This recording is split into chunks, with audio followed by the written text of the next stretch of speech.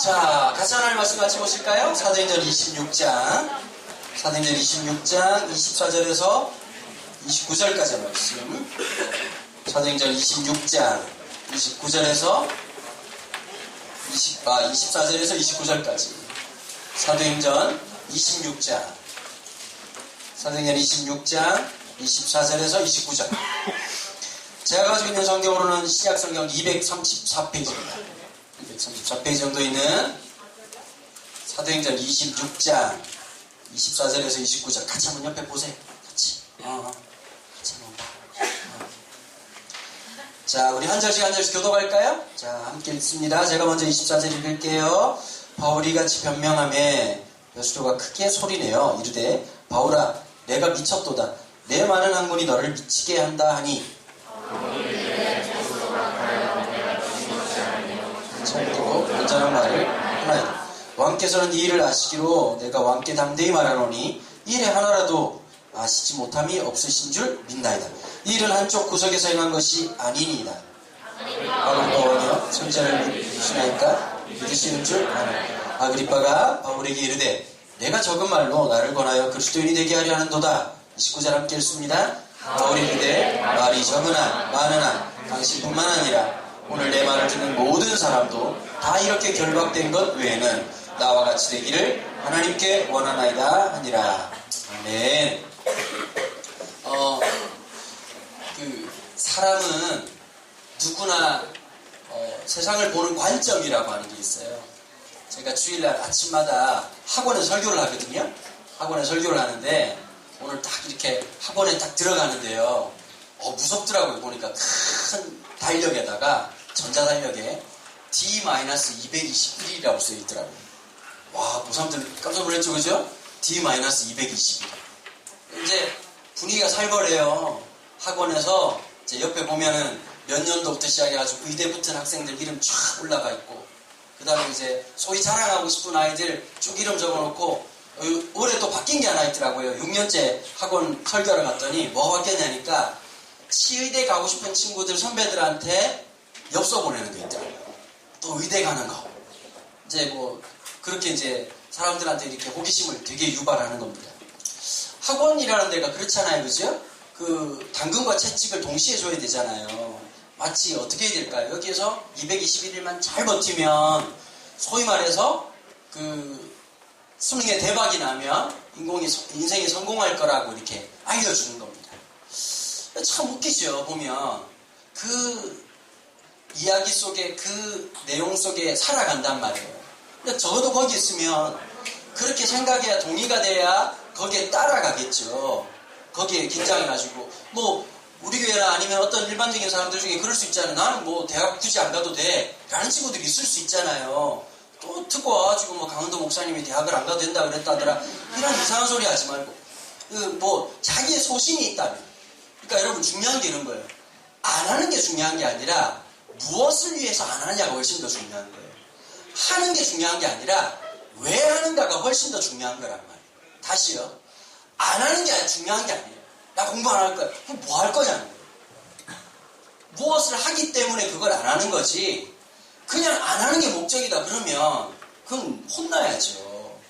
야단을 듣든지. 지금 굉장히 제가 말을 부드럽게 하고 있는 거예요. 그죠? 혼나야 돼요. 저 이제 서울 사람 다 됐어. 아주 혼이 나요. 아주 혼이 나요.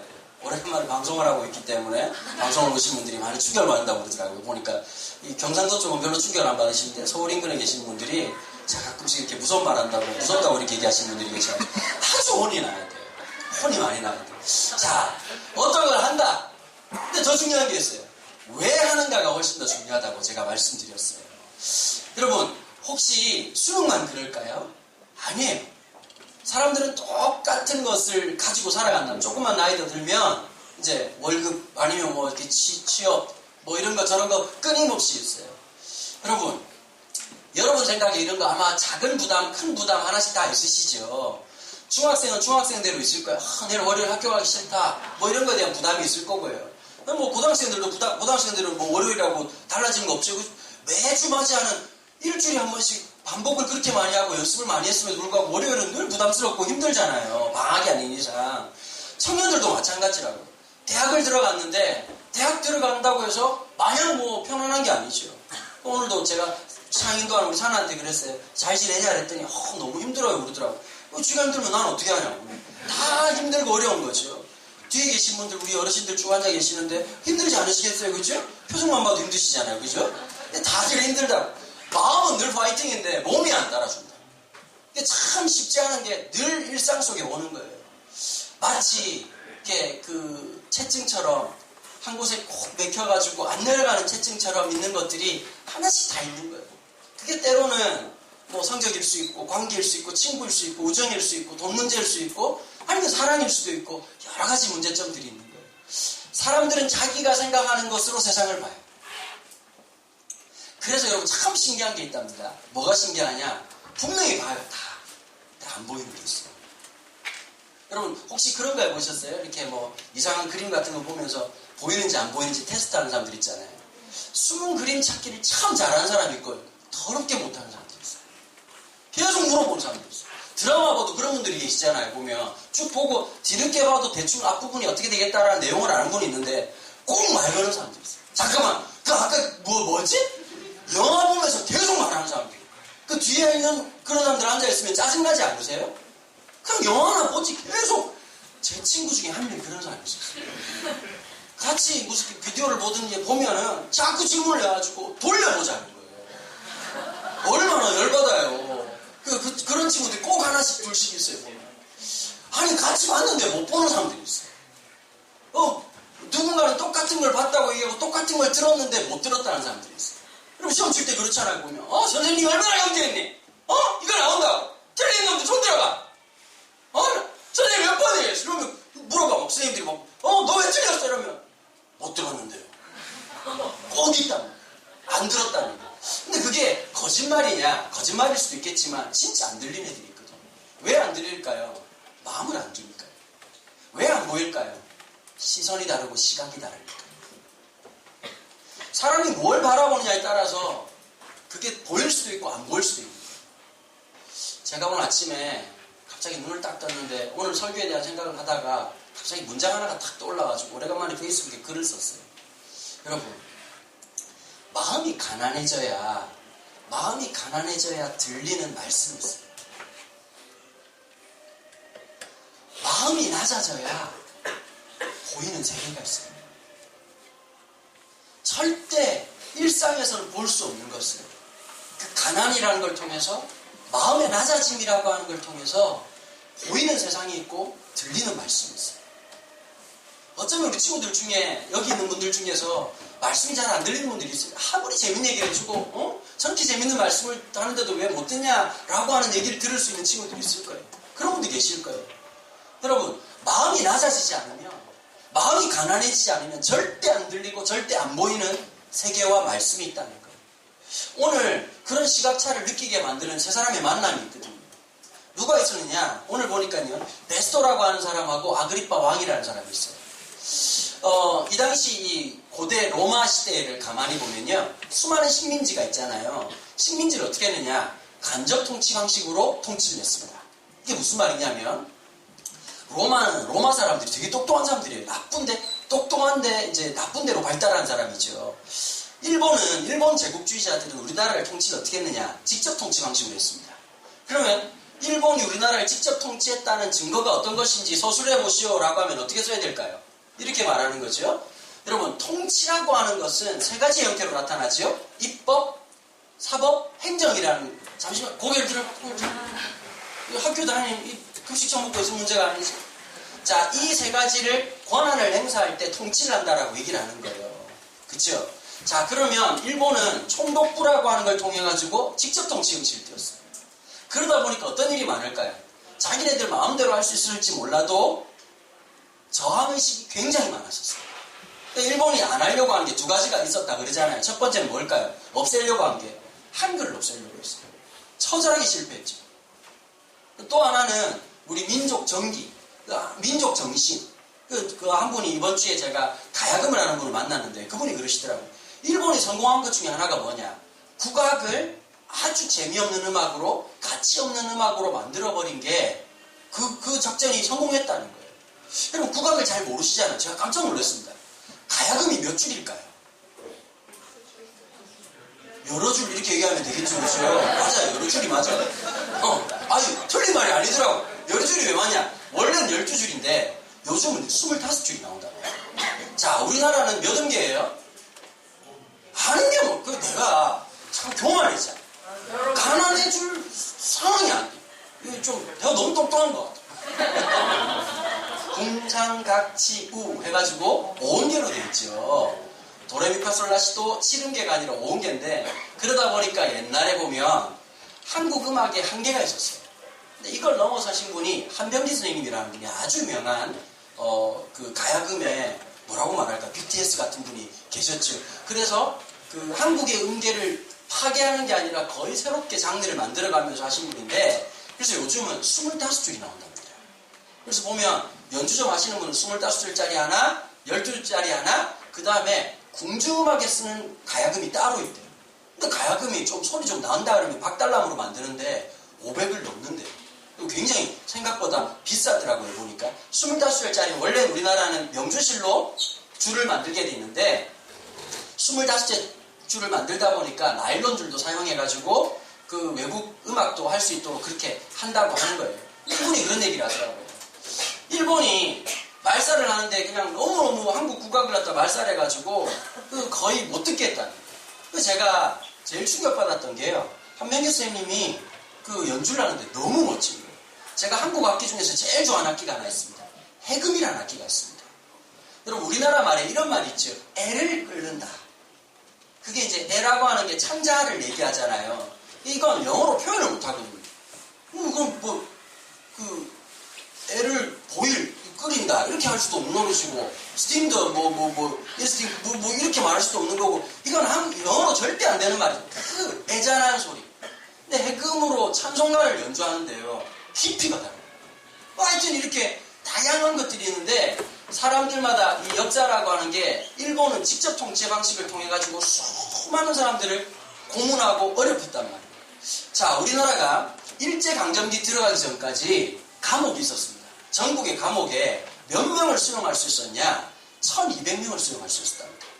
일제강점기가 딱 시작되는 1910년부터 시작해 제일 먼저 한 게 어떤 거냐? 전국에 교도소를 만드는 것이었고 몇 명을 수용할 수 있는 시설을 만드느냐? 27,000명을 수용하는 시설을 만들어버렸습니다. 지금도 교도소가 있는 자리는 일제강점기 때 만들어졌던 대표적인 케이스가 지금은 아니지만 서대문형무소 같은 곳이지요. 사람들을 죽이게 만들고 고문하고 이런 것들을 자행하는 일들을 했습니다. 반면에 로마는 어떻게 했느냐? 간접 통치 방식을 썼습니다. 자, 그리스 로마 사회, 이 주변의 서아시아 지역은 굉장히 다양한 종교와 다양한 문화가 복합적으로 이루어져 있어요. 그래서 만약에 로마 스타일로 밀어붙이면 저항의식이 굉장히 강할 거란 말이에요. 그래서 어떤 방식을 썼느냐? 할 수 있다면 그 식민지 사회의 문화를 잘 이해하는 사람을 분봉왕으로, 임명왕으로 지명을 했습니다. 이 사람들은 주로 해야 될 게 뭐냐? 첫 번째는 로마에 엄청난 충성을 하는 거고, 두 번째는 어떤 것이냐? 지금 내가 관할하고 있는 지역이 큰 소란이 없이 조용조용하게 넘어가는 것이었습니다. 그래서 이스라엘을 다스릴 때도 어떻게 했냐니까 이스라엘의 종교법은 그렇게 건드리지 않았습니다. 그 다음에 어느 정도 자치 정치법을 어느 정도는 허용해 줘가지고 사내들인 공의회라고 하는 걸 형성할 수 있도록 만들어줬으나 그럼에도 불구하고 로마는 철저하게 지배를 하고 있는 스타일로 있었단 말이에요. 자, 그런데 이제 문제가 하나 지고 있어요. 종교적인 문제를 가지고서 이 식민지에서 문제가 왈그락불그락하고 있는 상황인데 그 문제를 일으킨 사람을 조용히 정리하면 되는데 사도 바울이 하필이면 로마 시민권자였다는 게 문제였다는 거예요. 그냥 뭐 듣보잡이었으면 상관이 없어요. 예수님 제자들 거의 12명은 그냥 우리랑 수준 비슷한 사람, 그냥 이렇게 이렇게 홀수 짝수 이렇게 보고 그 나물의 그 밥 같은 사람이라면 사도 바울은 급이 다른 사람. 이게 느낌적 급이 달라. 얼마나 급이 달라느냐니까 이 당시에 분봉왕도 바울? 걔 굉장히 유명한 애 아니니? 한번 보고 싶은데 그 정도로 유명한 사람이었단 말이야. 그래서 만나고 싶었어요. 바울이 뭐로 유명했느냐? 그 당시에 영재 중에 영재였단 말이야. 엄청나게 똑똑한 사람이었어. 그리고 두각을 드러내고 실력도 대단한 사람이었고 변증하기나 아니면 수사하기나 모든 것에 능한 실력을 갖고 있는 사람이었어. 그래서 만나려고 해가지고 딱 불렀는데 만나서 이렇게 얘기를 해보니까 뭐 무슨 자꾸 소리를 하냐니까 똑똑한 얘기를 하고 자기가 듣고 싶은 얘기를 해야 되는데 사회, 정치, 경제, 문화 그래 뭐 네가 생각하는 앞으로 로마는 어떻게 될 것 같니? 나는 어떻게 될 것 같니? 앞으로 전체적으로 볼 때 유대사회는 어떻게 될 것이고 어디다 투자하면 돈을 많이 벌 것 같냐? 어느 쪽에다가 이렇게 하면 앞으로 이제 전도가 유망할 거고 우리 아들을 어떻게 키우면 앞으로 이제 대박날 놈이 될 것이냐? 이런 걸 얘기해 줄 줄 알았는데 뭘 얘기하냐니까 자꾸 만나가지고 울면서 간증하고 이런단 말이야. 제가 그런 느낌을 받은 적이 있었어요. 고등학교 2학년 때 예수님을 만났어요. 예수님 인격적으로 알게 됐어요. 그 사람이 처음 주님을 만나면 살짝 맛이 갔거든요. 하나님께 주신 놀라운 은혜가 있어요. 많이 맛이 갔어요. 그럼 그냥 뭐 자꾸 앉으면 찬송 부르고 싶고 무슨 말인지 못 알아들으시겠지만 여러분들은 그런 은혜가 있기를 나와 같이 모든 것이 그렇게 되기를 바랄 뿐입니다. 아니 진짜 이해가 안 가고 그냥 뭐 아침에 눈 뜨면 막 가슴이 설레고 막 성경을 펼쳐보고 싶고 신이 무슨 말인지 못 알아듣겠지 그치? 내일 아침에 어떤 말씀이 날 기다리고 있을까 막 기대가지고 밤에 꿈속에서도 기도를 하고 막 그런 거예요. 그리고 이제 공부를 시작한 거죠. 공부를 열심히 한 게 아니라 공부를 해야 될 이유를 발견하고 나니까 너무 기쁘고 감사한 거예요. 근데 이제 선생님이 역사 선생님이 바뀌셨어요. 지리 선생님하고. 근데 지리 선생님이 갑자기 애들한테 이렇게 얘기하는 거예요. 혹시 이 반에서 지리 제일 잘하는 놈 누구야? 그랬더니 제가 그때 한참 그때 열심히 공부하고 막 그러고 있으니까 애들이 장난친다 그런 거 있잖아요. 보면 어디 가나 이렇게 장난친다고 뭐 가만 둬요 이렇게 나오라 그러면 갑자기 그 선생님이 나와가지고 어떻게 지리를 공부하는지 얘기를 좀 해주라고. 제가 뭐라고 하냐면 사실은 제가 공부를 그렇게 잘하는 놈이 아니란 거 여러분 잘 아시지 않냐? 제가 주님을 만났습니다. 그러고 이제 애들이 웃기 시작하고 난리가 납니다. 지금 생각하면 진짜 그 장면을 CCTV로 찍어놨으면 손발이 오그라들고 제가 사람이 미칠 뻔해요. 선생님도 당황하고 애들 막 웃는데 나는 막 울고 간증하고 막 여러분들도 예수님 믿으셔야 된다고 고등학교 2학년 남자 고등학교 2학년 반에 그 얘기를 하니까 선생님도 당황을 하면서 이제 수습이 안 되는 거예요.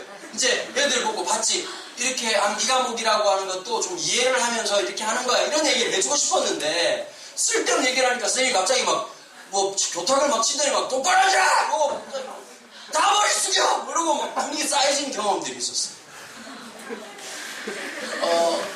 2000년 전에 우리 바울 형님이 이런 짓을 했어요. 사람들 왕도 다 모아놓고 그냥 우리 토킹 어바웃을 해볼까? 이러고 있는데 갑자기 제가 다메스커스로 가는 날이었죠. 예수님 사람들 죽이라고 했는데 그래! 부활하신 주를 만나가지고 사울아 너 인생 왜 이렇게 고달프게 사냐? 진짜 내가 누군지 아니? 네가 핍박하는 예수라고 얘기하면서 그러고 인생이 바뀌었다는 얘기를 간절하지. 그러니까 이제 수근수근 그랬는데 지금 바울은 지금 자기 감흥에 취해가지고 막 얘기하고 있고 아그리빠하고 베스토하고 와가지고 아그리빠 왕은 베스토 보고 야 얘 바울 맞아? 미친 새끼 왜 이런 애를 데리고 치라고 그러고 막 난리가 났을 거예요. 그러고 났더니 바울이 이제 변명해주는데 크게 소리를 내요 이런데 베스토가 크게 소리를 내요. 지들아! 막 이렇게 했지 그냥 소리 지르면서 말하니까 바울아 네가 미쳤도다. 이걸 이제 라이브로 듣자 이런 거 미친 자식 아니야 이거 완전히 마트가 갔네 이게. 하여튼 공부를 지나치게 하는 놈들이 꼭 이런 놈들이 한두 놈씩 있어요. 이게 오늘 본문에 있는 말이야. 내 많은 학문이 너를 미치게 하였도다. 이 말은 하여튼 공부를 지나친 놈들 어디 가면 이렇게 맛이 가요. 이렇게 얘기했더니 바울이 이러대 베스토 각하여 내가 미친 것이 아니에요. 참되고 제가 미치지 않았습니다. 제가 가장 정상적이고 이성적입니다. 이런적인 얘기를 쭉 하고 있는 거예요. 여러분 바울의 인생에 안 보였던 예수가 있었거든요. 바울에게 보이지 않았던 예수의 세계가 있었거든요. 더 높은 곳으로 나아가려고 하면 절대 보이지 않는 것이 있어요. 여러분 우리가 어떤 존재일까요? 목사라고 한 이름으로 살아가고 여러분들이 그리스도인이라는 이름으로 알게 모르게 살아가지만 만약에 우리가 내 있는 모습 그대로의 삶을 그대로 다 나눈다면 여기 얼굴 들고 살 수 있는 사람은 몇 명이나 되겠습니까? 저부터 시작해서 내가 생각하고 말하는 거 누구에게나 다 알려진다면 얼굴 들고 살 수 있는 사람 몇 명이나 되겠습니까? 가끔씩 저한테 그런 연락이 오는 분들이 계세요. 페이스북 메시지로 목사님 설교를 유튜브를 통해서 보고 있습니다. 보는데 목사님 설교를 들을 때만 느끼는 거, 목사님 너무 정직하신 것 같다. 그냥 진솔한, 여러분, 제가 농도 조절 많이 합니다. 다 까면 끝장입니다. 여러분, 저 자신한테 실망할 때가 얼마나 많을까요? 저 자신에게 얼마나 좌절할 때가 있을까요? 내 모습 속에서 날마다 성실하게, 날마다 보면서 가끔씩 그런 사람들 보면 되게 부럽더라고요. 아내들 중에 그런 분들 있잖아요. 남편을 막 너무 존경해요. 그러고 저희 남편을 볼 때마다 어떻게 저렇게 사는지 몰라요. 그런 아내들을 보면 가끔씩 제가 아내 눈치를 보거든요. 내 아내 나를 어떻게 생각할까? 우리 애들을 어떻게 생각할까? 아빠를 어떻게 생각할까? 아마 사람들을 어떻게 생각할까? 늘 마음속에 그런 마음 가질 때마다 섬찟섬찟해질 때가 있어요. 나는 진짜 오늘 최선을 다하고 살아가는가? 나 무언가 열심히 살아가는가라고 하는 문제 앞에서 여러분, 열심은 둘째치고 내 안에 있는 욕망, 내 안에 있는 나쁜 마음들 하나님 왜 모르시겠냐는 거예요. 여러분, 그게 때론 들킬 때 깜빡 잊고 있다가 그 모습이 들켰을 때 여러분 좌절하지 않으세요? 단순히 부모님한테 혼나는 것으로 끝나는 게 아니라 누가 알았기 때문에 창피한 것으로 끝나는 게 아니라 그런 내 모습을 직면했을 때 여러분 너무 낙심이 되지 않으세요? 세월이 좀 하면 달라질 줄 알았는데, 세월이 좀 지나가면 거기에서 자유로워질 줄 알았는데 그렇지 못한 내 모습을 보면서 좌절하고 낙심할 때가 왜 없겠어요? 여러분, 복음이 뭔지 아십니까? 그런 나를 여전히 사랑하신다는 거예요. 여전히 우리를 있는 모습 그대로 우리를 사랑하신다는 거예요. 우리가 더 나아져 사랑하는 게 아니라 복음의 위대함은 주님이 모르시는데 좋게 봐줘서 쏘갔다는 게 아니라 이미지로 우리를 오신 게 아니라 우리의 실제를 보고 우리의 실존을 보고 어쩌면 우리 여기 앉아있는 모습, 우리 있는 모습 그대로 만나지 않잖아요. 적어도 좋은 모습으로 만나요. 우리 일상생활 속에 쓰는 욕들 막 하면서 만나지 않잖아요. 종모임 하면서 막 그냥 방언 터진 듯이 막 쌍욕하면서 왜 이렇게 길게 하냐고 이렇게 말하지 않는단 말이에요. 적어도 좋은 모습으로 만나요. 목사는 더 그렇지 않겠어요? 교인들한테 만나가지고 아니 솔직히 그렇잖아요. 교회 좀 들어올 때 좀 웃으면서 들으면 좋은데 인상 쓰고 오는 분 있으면 인상 펴라고. 하나님이 네 얼굴 네가 못 보게 만들었다고 그딴 식으로 보고 있는 난 얼마나 불편하겠냐고 이런 말 할 수 없잖아요. 근데 내가 될 수 있으면 더 웃고 지사님 안녕하세요? 막 웃어주는 게 착해서 착한 게 아니라 그 좀 웃어주는 게 좀 서로서로 편하니까 그런 거잖아요. 집에 와가지고 애들 인상 쓰고 있으면 좋을 아빠가 누가 있겠냐. 서로서로는 기분 좋게 행복하게 좀 바라보길 바라는 거죠. 실상은 안 그럴 때가 훨씬 많단 말이에요. 여러분 딱 느껴져요. 설교하려고 딱 서 있으면요 저기 뒤에서 보면 표정에서 어떤 게 딱 느껴지느냐. 그래 얼마나 잘하는지 한번 들어보자. 이런 사람도 있어요. 저 실제로 그런 말 들은 적이 있어요. 유튜브 보시면 잘 들으세요. 지난번에 지방에 집회를 갔어. 집회를 가는데 어떤 분이 이렇게 무슨 기독교 신문 지방신문 기자래요. 그래서 제가 지나가는데 누가 소개를 하더라고요. 어느 교회 장로님이시고 기자입니다. 그래서 인사를 했는데 그럴 수 있다고 생각해요. 이렇게 드시면서 나를 이렇게 쳐다보더니 딱 한마디를 하더라고요. 한번 잘 들어볼게요. 제가 지금 여러분 한 단어도 과감 없이 지금 똑같이 쓴 겁니다. 오늘 잘하시는지 한번 들어볼게요.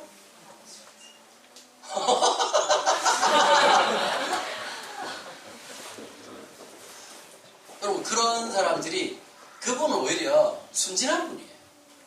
그렇게 말하니까 아닌 척하고 보는 분들이 있단 말이에요. 그럴 때 얼마나 속상하겠어요. 사람이라는 게. 그죠? 아니 면접을 보는데도 기분 나쁜 면접 받아보신 적 있으세요? 딱 갔는데 보니까 아니 안 뽑을 거면 빨리 보내주든지 사람 자존심을 너덜너덜하게 만들어 놓고는 갔다 오고 난 다음에 아니 붙었다 그래도 안 가고 싶은 직장으로 만드시는 분들 만나고 나면 어떠세요? 마음이 힘들죠. 여러분 마음이 힘든 이유가 또 하나 있어요. 왠지 아세요? 사실 그게 나거든요. 들어볼 만한 게 별거 없는 나거든. 왜 화가 나느냐? 어느 정도는 그게 사실이기 때문에 화가 나는 거예요. 여러분 실력 없는 사람 보고 실력 없다 그러면 화나잖아요. 그렇잖아요. 사실은 그게 틀린 말이 영 틀린 말은 아니거든요. 사람들은 늘 그래요. 자기의 것 안에 생각하는 그 생각으로 살아가는 겁니다. 시선과 시각이 안 맞는 거예요. 바울은 예수를 만나고 사람들이 볼 땐 망한 사람이에요. 고난을 당하고 지금 수갑을 안 차도 되는 로마 시민권자에, 나면서부터 로마 시민권자에다가 가말리엘이라고 하는 최고의 선생님 밑에서 공부하고 있는 사람에다가 그 젊은 나이에 전도 유명한 인생의 길이 빵빵빵 뚫려 있는 사람이었어요. 예수 만나고 인생이 꺾인 인생이고 이상해진 거고, 오늘 아그리빠 왕이 말하는 것처럼 네가 미쳤구나라고 말할 수 있는데, 사도 바울이 이렇게 얘기하는 거예요. 아니요, 제가 거기에서 맛보지 못했던, 거기에서 알지 못했던 놀라운 것을 깨달았어요 라고 얘기를 합니다. 여러분, 우리의 일상생활 속에서 자존심이 깨질 때가 있어요. 부끄러울 때가 있어요. 왜 내가 이런 현상을 살아야 되고, 왜 우리 가정이 이래야 되고, 왜 수많은 이유와 수많은 것들을 얘기하지만 밝혀지지 않은 게 너무 많거든요. 여러분, 증명하지 못한 게 너무 많지 않습니까? 사랑을 어떻게 증명하겠어? 사랑을 웃기는 거잖아. 그렇게 남자가 많고 그렇게 여자가 많은데 왜 너여야만 하냐? 뭐 그런 가사들 혹시 들어보셨잖아요. 보면 사랑도 보면 달콤한 노래도 있고 좀 이렇게 삐딱한 노래도 있잖아. 왜 네가 내 인생에 나타났어? 나를 힘들게 하고, 이 밤 내가 너 때문에 왜 힘들었대? 뭐 그런 노래들 들어보셨죠? 뭐 들어본 게 있어야지 뭘 알지. 왜 그 사람이어야 되냐? 아니, 수많은 사람이 있는데 왜 너여야만 됐냐? 이거 설명할 수 있을까요? 내가 아주 열심히 설명해요. 뭐 이렇게 어릴 때부터 익숙한 이미지에 대해서. 여러분, 그게 다 설명이 될까요? 이해가 안 되는 거예요. 병도 마찬가지잖아요. 의사 선생님들 중에서 이 병은 이렇게 됐으니까 이렇게 박테리아를 정리하고 이렇게 주사를 맞으면 완벽하게 깔끔하게 낫습니다. 그런 경우가 있던가요? 감기일 수도 있고 비염일 수도 있고 축농증인 것 같기도 하고. 그 내가 놀란 게 아니었어. 이비인후과를 갔는데요, 몇 군데를 돌아가면서 가봤거든요. 근데 한 병원은 모든 이유가 급속 축농증. 병명이 똑같아. 우리 아들도 가도 급속 축농증, 나도 가도 급속 축농증. 모든 게 논이 넘어가서 그렇다. 한 분은 갔더니 또 그게 아니래. 비염이래. 도대체 어떤 게 뭔지 모르겠어요. 아내가 그 냉장 수술을 받을 때 사인을 하잖아요. 와, 그 다 읽고는 사인 못하겠습니다. 무서워서 못하겠더라고. 빨리 사인하고 말아야지. 보니까 뭐 책임이 없고. 그럼 전신 마취를 하다가 못 깨는 사람이 있잖아요. 네? 수술 중에 갑자기 출혈이 생겨 죽는다. 이거 쉽게 말하면 이거 의료 행위를 하지만 책임지지 않는다. 이런 내용이잖아요. 그래서 물어봐요. 소심한 사람들 분명히 있을 거라. 그럼 어떻게 믿지? 그러면 뭐 3만 명 중에 한 명은 그럴 경우가 있겠지만 그럴 경우가 있을까요? 이렇게 얘기하지만 모르는 거거든, 사람이라고 하는 게. 어떤 사람은 이런 병일 거라고 생각했는데 저런 일이 벌어지기도 하고. 인생이라고 하는 게 규정되는 게 아무것도 없단 말이에요. 너 때문이라고 말할 수 있는 게 없고, 내가 지금 화가 나는 기분이, 여러분 더 화가 나는 게 이런 거잖아요. 화가 나는 이유가 있으면 괜찮아요. 그거 정리하면 되니까. 근데 진짜 빡칠 때가 언제인지 아세요? 화가 나는데 이유를 모를 때야. 그냥 한 놈만 걸려라 이런 마음으로 화가 날 때가 있거든. 더 화가 나는 게 뭔지 아세요? 너 때문에 화가 나면 좀 나! 욕하면 되니까. 진짜 화가 나는 게 뭔지 아세요? 나 때문에 화날 때문에. 예전에 그 프로야구 선수 중에 용병들 있잖아요. 외국 선수들이요. 그 롯데자이언츠에 그 가르시아라는 선수가 있었어요. 이 가르시아라는 선수가 좀 화끈한 남미 기질을 갖고 있는 사람이었어요. 경상도 딱 맞아. 이 아저씨가 와가지고 한국 가서 뭐가 제일 좋냐니까, 소주 맛있어요. 삼겹살 맛있어요. 이 아저씨가 너무 좋아해가지고 맨날 소주에 삼겹살을 드시고 배가 더 튀어나오죠. 근데 이 아저씨가 그 타격이 화끈했어. 근데 어떨 때가 있냐면 한 번씩 삼진아웃으로 이렇게 아웃될 때가 있잖아요. 그러면 허벅지로 야구방망이를 두 동강이 그 허벅지 얼마나 세면 모르겠어요. 그리고 외국 친구들 중에 가끔씩 그럴 때가 있어요. 우리나라는 어제도 한 명 퇴장을 당했는데 이제 스트라이크 볼 선언은 이거는 주심의 고유 권한이거든요. 근데 이제 따지면 안 된다면 외국은 더해요. 메이저리그나 이쪽은 더 안돼. 가끔씩 어떨 때가 있냐면 외국 선수들이 막 소리를 지르고 막 이럴 때가 있어요. 그게 뭐냐면 자기한테 그렇게 하는 거예요. 보통 이런 거 이렇게 하는 거잖아. 바보같은 놈! 그걸 왜 스윙했냐고! 그러니까 우리는 이해가 안 되는데 미국 애들은 자기 자신한테 블레임할 때가 있단 말이에요. 그런데 이제 한국 심판들은 이 새끼가 문제는 못 알아들어. 영어라서. 그래가지고 불러가지고 지금 심판한테 이렇게 하는 거 이랬더니 이제 보통 외국 선수들이 아니야 나한테 하는 거라고 블레임 on me 이러고 막 까면서 이러다가 퇴장당하는 경우가 한 번씩 있었거든요. 영어를 못 알아듣는 서로 죄송해요 이걸 서로 삼았디 아니할세 서로 삼았지 않아가지고 그런 경우가 생깁니다. 솔직히 진짜 화가 날 때가 뭔지 아세요? 나한테가 자신. 나 자신에게 실망했어요. 누가 말하지 않아도 부모가 말하지 않아도 옆에 사람 말하지 않아도 내가 진짜 살다가 그럴 때 있잖아요. 멍청한 짓 골라가면서 할 때. 사실 오늘 아침 나눌 얘기가 그거였거든. 화장실을 갔는데 정말 살다가 정말 인생이 끊어질 것 같은 마지막 순간을 경험한 화장실이 있잖아요. 상가 화장실 가는데 문이 닫혀있다. 그 좌절과 그 낭만, 그 분노, 그래가지고 또 모르는 기대감을 갖고 그 터질 듯한 그 안타까움에 2층까지 올라가가지고 문을 또 그런데 여기서 화를 낼 수도 없는 게 지금 그런 상황이 3층에 올라갔어. 문이 열렸어.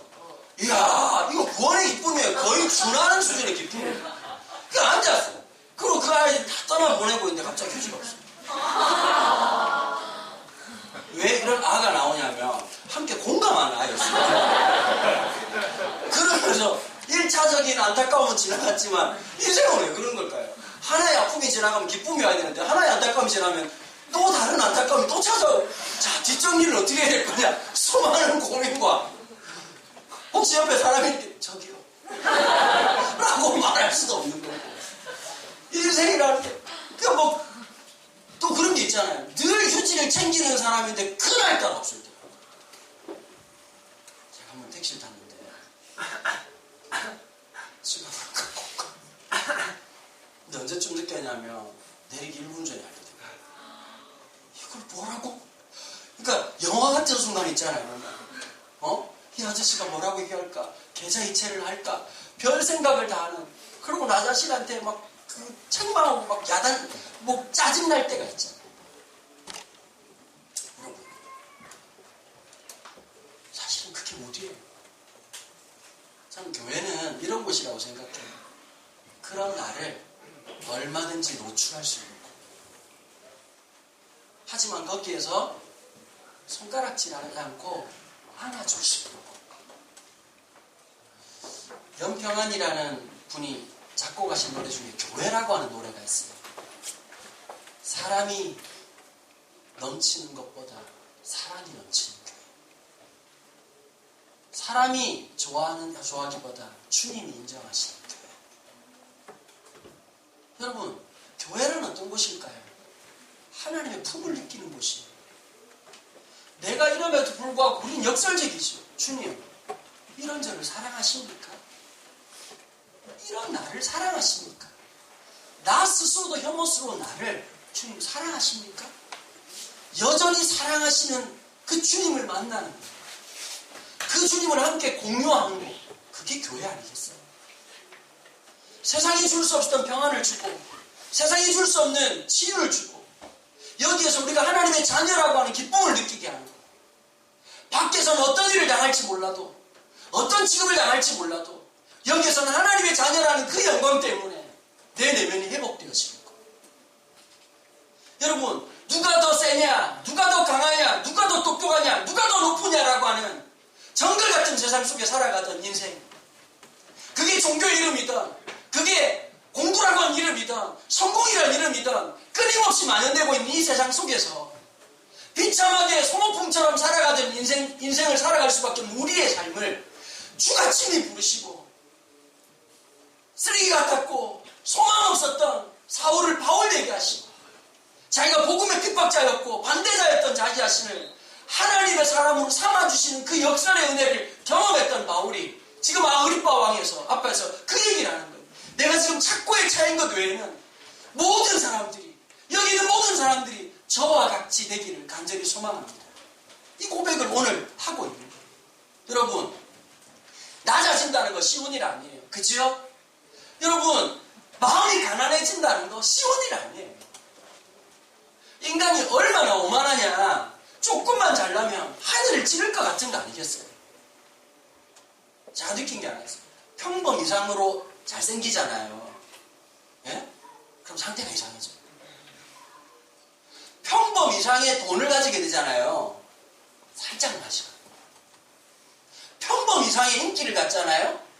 맛이 많이 가요. 근데 복음의 역설은 이런 거예요. 가면 갈수록 멋지모. 여러분, 사람이 한 방에 다 잘못되는 게 아니거든요. 한 걸음 가다 보면 처음에는 무서웠지만 그게 일상이 되고 또 한 걸음 가는 거예요. 지금 뭐 버닝썬부터 시작해가지고 1년에 나타나는 사건들, 여러분 지금 연예인 사건으로 덮으려고 하지만 우리 국민들이 학습 효과가 있어가지고 이제 안 속잖아요. 그죠? 치워. 법무부 차관 나오라 그래. 이런 상황이잖아요. 지금. 누구 얘기 안 했습니다. 저는 저 진짜 오파도 좌파도 아닙니다. 예배당입니다. 여러분, 사람들이 보면서 사실은 그게 민낯이거든요. 속지 마세요. 화려한 건물 뒤에 있는 인간의 추악함.